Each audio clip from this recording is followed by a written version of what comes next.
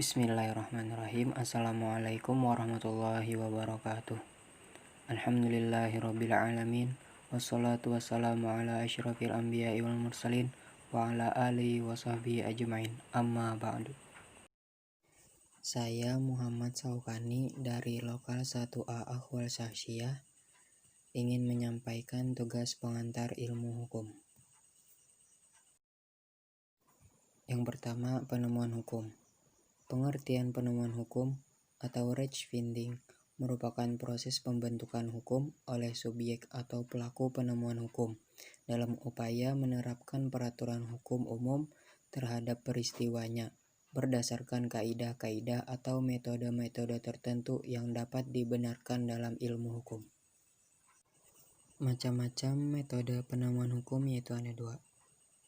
A. Penafsiran hukum atau interpretasi hukum. B. Penalaran atau konstruksi hukum. Penafsiran hukum. Penafsiran hukum adalah mencari dan menetapkan pengertian atas dalil-dalil yang tercantum dalam undang-undang sesuai dengan yang dimaksud oleh pembuatnya. Macam-macam penafsiran hukum: gramatikal, autentik, historis, sistematis, teleologis, ekstentif, restriktif, komparatif, dan futuristik. Penafsiran gramatikal memberikan arti kepada suatu istilah atau perkataan sesuai dengan tata bahasa. Misal, pegawai negeri menerima suap. Maka pelaku di sini adalah pegawai negeri, bukan barang siapa atau nakhoda. Penafsiran autentik. Penafsiran yang resmi atau pasti terhadap arti kata-kata sebagaimana dalam peraturan tersebut. Banyak terdapat dalam ketentuan umum pada suatu produk hukum. Penafsiran historis. Penafsiran berdasarkan sejarah hukumnya, dengan menyelidiki sejarah terjadinya hukum tersebut. Dapat dipelajari pada risalah persidangan di lembaga pembentuk undang-undang. Penafsiran berdasarkan sejarah undang-undang dengan menyelidiki maksud pembentuk undang-undang, misalnya denda Rp250, dapat ditafsirkan sesuai dengan nilai sekarang. Lanjut kepada konstruksi hukum. A. Analogi hukum. B. Argumentum a contrario. C. Penghalusan atau penyempitan hukum. A. Analogi hukum. Misal, istilah menjual dalam pasal 1576 KUHP dianggap sama dengan memberikan, mewariskan, dan mengalihkan hak pada orang lain. B. Argumentum a contrario. Penafsiran kebalikan dari suatu istilah. Contoh, tidak dipidana tanpa kesalahan. C. Penghalusan atau penyempitan hukum. Contoh, konsep keluarga dipersempit. Pengertiannya menjadi kepala keluarga. Lanjut ke pembidangan hukum. Pembidangan menurut bahasa adalah proses atau cara pengelompokan berdasarkan lapangan yang sama dan pemisahan atas bidang-bidang lainnya. Istilah lain dari pembidangan hukum adalah klasifikasi hukum, lapangan hukum, penggolongan hukum. Sedangkan hukum itu sendiri menurut bahasa adalah peraturan atau adat yang secara resmi dianggap mengikat yang dilakukan oleh pemerintah atau penguasa untuk mengatur kehidupan di masyarakat. Jadi, pembidangan hukum adalah pengelompokan atau pembukuan jenis-jenis hukum tertentu dalam kitab undang-undang secara sistematis dan lengkap.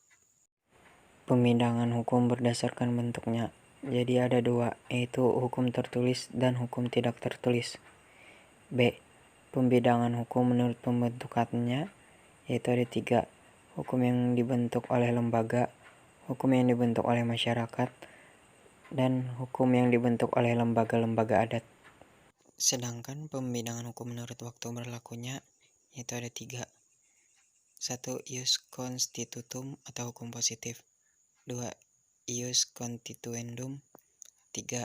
Hukum asasi atau hukum alam. Lanjut kepada mazhab atau aliran hukum. Pemikiran tentang hukum yang muncul sejak zaman kerajaan Yunani kuno dan zaman kerajaan Romawi beberapa abad yang lalu, dan bangsa Yunani yang memberikan pemikiran besar terhadap hukum hingga ke akar filsafatnya. Sedangkan bangsa Romawi cenderung memberikan konsep dan teknik yang berhubungan dengan hukum positif. Oke, yang pertama, mazhab hukum alam. Aliran ini berpendapat bahwa hukum berlaku universal atau umum, Menurut Friedman, aliran ini timbul karena kegagalan manusia dalam mencari keadilan yang absolut, sehingga hukum alam dipandang sebagai hukum yang berlaku secara universal atau abadi. Aliran hukum alam terbagi menjadi dua. Yang pertama, irasional, hukum yang berlaku universal dan abadi itu bersumber dari Tuhan secara langsung. Dan dua, rasional, sumber hukum yang universal adalah rasio manusia. Yang kedua, mazhab hukum historis atau sejarah. Mazhab ini timbul karena reaksi terhadap rasionalisme abad ke-18 dan lain-lainnya. Dan yang ketiga, mazhab hukum sosiologis atau istilah lainnya metode fungsional dan fungsional antropologikal. Jenis lapangan hukum. Hukum pidana yaitu serangkaian kaidah hukum tertulis yang mengatur tentang perbuatan yang tidak boleh dilakukan atau dilarang dengan adanya ancaman sanksi tertentu. Hukum perdata yaitu serangkaian hukum yang mengatur tentang hubungan antara individu satu dengan individu yang lainnya. Hukum pidana berdasarkan rumusan hukumnya dibedakan menjadi dua jenis, yaitu hukum pidana material dan hukum pidana formal. Hukum perdata juga terbagi dua, yaitu hukum perdata material dan hukum perdata formal. Sumber hukum pidana terbagi menjadi dua. Yang pertama berdasarkan KUHP dan yang kedua adalah di luar KUHP. Menurut Volmar, sumber hukum perdata dibagi menjadi dua, yaitu sumber hukum tertulis dan sumber hukum tidak tertulis. Kaidah hukum dan kaidah sosial. Kaidah hukum hasil dari perundang-undangan atau tertulis yang dibuat melalui proses yang sah, serta tidak tertulis yang harus ditaati oleh masyarakat. Kaidah agama yang berisi kewajiban, larangan, perintah, dan anjuran yang oleh pemeluknya diyakini sebagai kaidah yang berasal dari Tuhan. Adapun kaidah kesusilaan, yaitu kaidah yang dianggap paling asli berasal dari sanubari manusia itu sendiri. Kodifikasi dan unifikasi hukum. Menurut R. Suroso, kodifikasi hukum adalah pembukuan hukum dalam suatu himpunan undang-undang dalam materi yang sama. Tujuannya agar didapat suatu kesatuan hukum dan suatu kepastian hukum. Contoh kodifikasi hukum yaitu hukum pidana, hukum perdata, dan hukum dagang.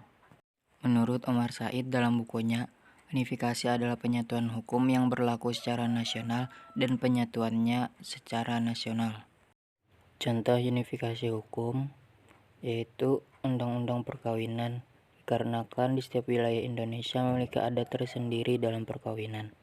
Perbedaan antara kodifikasi dan unifikasi, yaitu unifikasi merupakan penyatuan hukum yang berlaku secara nasional, sedangkan kodifikasi adalah pembukuan hukum dalam suatu kumpulan undang-undang dalam materi yang sama. Asas hukum. Di sini saya mengutip pengertian asas hukum menurut Bellevoet, suatu norma dasar yang dijabarkan dari hukum positif yang dimana oleh ilmu hukum tidak dianggap berasal dari aturan-aturan yang lebih umum. Berikut macam-macam asas hukum di Indonesia. 1. Asas hukum kebebasan berkontrak. 2. Asas konsensualisme. 3. Asas kepercayaan dan lain-lain. Oke, yang terakhir sistem hukum. Pengertian sistem hukum. Pengertian sistem hukum adalah suatu kesatuan peraturan-peraturan hukum yang terdiri atas bagian-bagian hukum yang mempunyai kaitan atau interaksi satu sama lain, yang tersusun sedemikian rupa menurut asas-asasnya, di mana berfungsi untuk mencapai tujuan.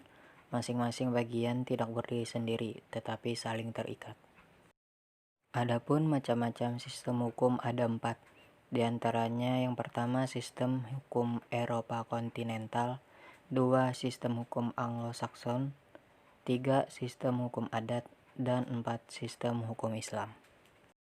Sekian presentasi dari saya, semoga bermanfaat dan mudah dipahami.